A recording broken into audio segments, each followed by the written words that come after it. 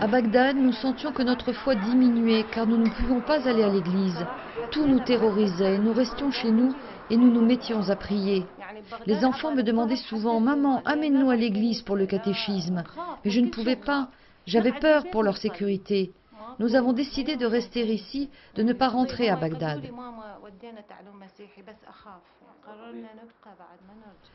Depuis le renversement de Saddam Hussein en 2003, des centaines de milliers de chrétiens irakiens ont été déracinés suite à une série d'attaques contre cette petite minorité pacifique.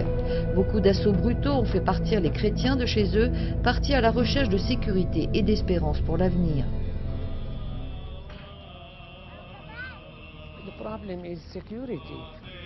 Le problème, c'est la sécurité. Il y a un vide. L'armée et la police ne sont pas capables de défendre les gens. Ils ne sont pas bien entraînés. Les gens prennent parti selon leurs intérêts. Les musulmans pour les musulmans, les Kurdes pour les Kurdes, les chiites pour les chiites, les sunnites pour les sunnites. Sans sécurité, on ne peut pas travailler. Il y a toujours du danger.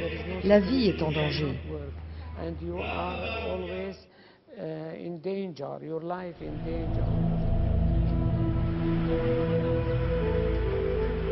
Même si les chrétiens ne représentent que 2% de la population irakienne, le Haut Commissariat pour les réfugiés rapporte qu'ils représentent 40% des 1,6 million d'Irakiens qui veulent s'exiler à l'étranger. Cette flagrante disproportion est le résultat de la persécution et du manque presque total de protection que subissent les chrétiens irakiens.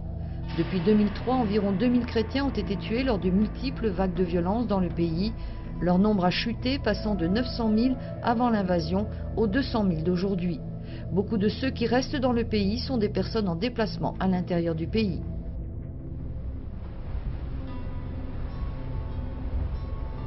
La région semi-autonome du nord irakien du Kurdistan est un endroit sûr pour beaucoup de catholiques des grandes régions métropolitaines de Bagdad, Mossoul et Basra.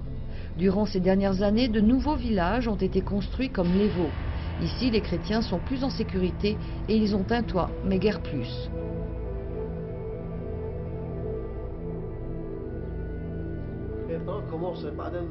En 2006, quelqu'un a lancé contre la fenêtre une lettre accrochée à un caillou, nous menaçant, nous demandant de quitter Mossoul parce que nous sommes chrétiens. C'est pour ça que nous avons quitté Mossoul et que nous sommes venus ici, mais nous ne trouvons pas de travail. Les familles qui ont quitté les zones métropolitaines comme Mossoul ou Bagdad luttent pour arriver à la fin du mois dans les campagnes, où l'agriculture et les choses qui s'y rattachent sont des moyens de sustentation essentiels. L'aide qu'elles reçoivent de l'Église universelle est fondamentale pour construire leur avenir. Aide à l'Église en détresse a aidé à acheter un bus qui est utilisé pour transporter les étudiants de Levo et Bersivi à Zako, où il y a des écoles, des collèges et des universités. L'AED nous a aussi aidés en nous faisant des cadeaux à Noël et à Pâques. Nous remercions nos bienfaiteurs à l'étranger en priant pour eux. C'est la seule manière pour nous de pouvoir les remercier. Nous n'avons rien à donner. Nous pouvons seulement prier et leur souhaiter tout le bien possible.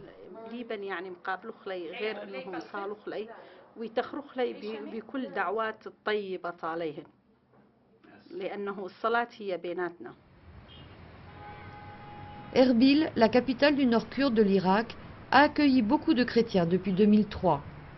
La zone a été l'objet de grands investissements et d'une grande croissance. La sécurité n'est pas un souci. La population chrétienne à Ankawa, une banlieue d'Erbil, a augmenté, passant d'un peu plus de 8 500 personnes à la moitié des années 90 aux 25 500 d'aujourd'hui.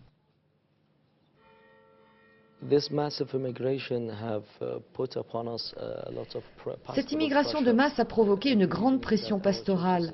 Chaque soir, nos églises sont pleines de fidèles.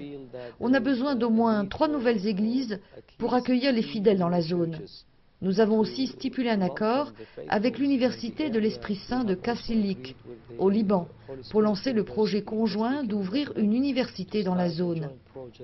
Ces projets seront au service de tous. Et beaucoup de gens y trouveront un travail sûr pour eux et pour leurs familles.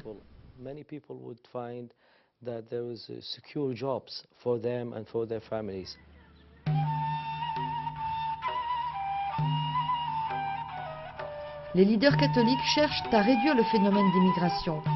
Donner à toutes les familles déplacées à l'intérieur du pays tout ce dont elles ont besoin pour reconstruire leur vie reste un grand défi pour l'Église dévastée en Irak. C'est une tâche qui demande le soutien des chrétiens dans le monde entier. Je demande à tous d'unir leurs efforts aux nôtres pour convaincre nos gens à rester, car nous avons un témoignage à offrir. Notre vie ici n'est pas facile, mais elle représente une grande opportunité, une joie de témoigner ce que signifie être chrétien.